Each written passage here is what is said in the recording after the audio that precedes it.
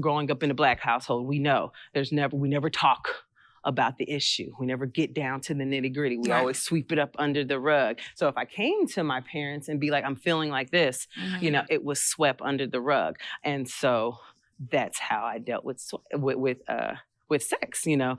It was just letting out, that's why I was so intentional about being dominating in the bedroom, because it's kind of how I got off, but it was kind of like a control thing for me, because really it was like the only thing I had control of in my life, because that's deep. Because of my parents and such, so if I can control you this way and I can still feel empowered, that empowered me, even though at the end of the day it wasn't. I can relate to that, like 100%. I can relate to that, and I think that's where it come from with me watching other people experiences, like my brothers and things like that. And that's why it's so much like we're not the same. You're a male, I'm a female, but mine's also stemmed from that too, and lack of actually just having like the conversations and stuff and not really knowing. And like with what I just said, like I learned that through experience. Like when you're laying down and you're having, the best example I can give, there was this man that I was dealing with, and he had a lot going on in his life, and he didn't speak about it, but I felt it. I felt it when we were intimate. Like I felt him just dumping his energy in me to the point where it would make my back ache. Like it would make not make my back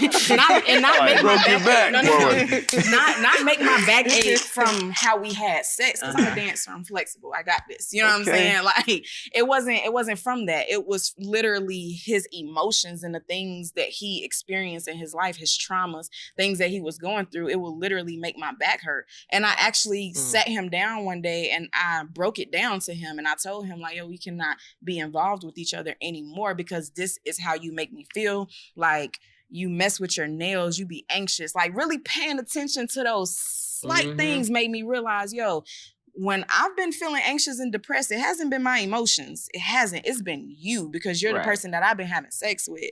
And once I cut him off and I cut those cords, it was gone. Like it just didn't exist anymore. And it was like, dang, you really hold on to other people's emotions and traumas when you lay down with them. And that's deep. Yeah. And now that I'm older, I know that now. So now I'm a lot more intentional, versus then I was just filling voids. I was trauma bonding with people. Like it was a lot of stuff going on. So now that I'm older and I'm more wise, I'm more intentional. Right. Yeah. So sex and dating is really more serious than what we think. Because if you're making those type of connections, and if you're laying down with somebody who is broken, we're all broken. If you're laying down with somebody who does not want to pick their pieces up and do something, and still wanting to bask in their brokenness, and you're like, hey, I want to build. Yeah. That means you really got to consider all of that stuff. Yeah, you do. It's like super important to. And I think, one thing I can say about our generation, okay, this is the best way to put it. So older generations, a lot of the times with our generation, I hear that, these women don't date the same, and they don't do this and they don't do that. And these women use men for sex and food and da-da-da-da-da.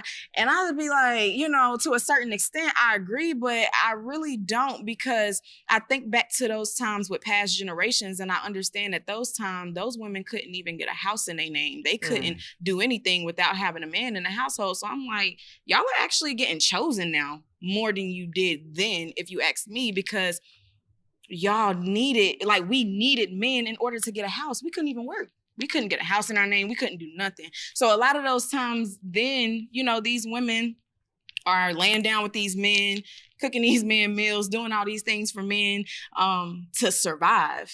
And I think now with our generation, I think people have more of an issue with women being so independent, because we're actually in a place where we can literally take the time to choose who we want to lay down with, who we want to date, because we can get our own jobs, we can get our own houses, we can get all of the things that y'all can get for us when it comes to those type of things.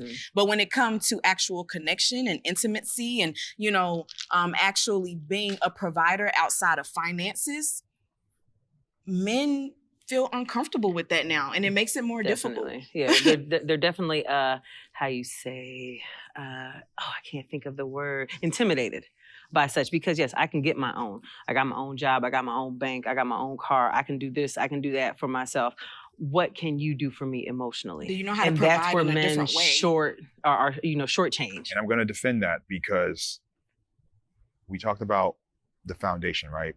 How we grew up. Our parents didn't teach us how to provide outside of financial. Bringing a house together without laboring, in a sense. Right. Now women are laboring just as much as we are. They're getting paid just as much as we are. Right. And we were never taught to even be in tune with our own emotions. Now you want me to be in tune with yours? Right. That's true. I don't know how to do that. So now I look at you as like, all right, I'm just here to have sex. This is what I came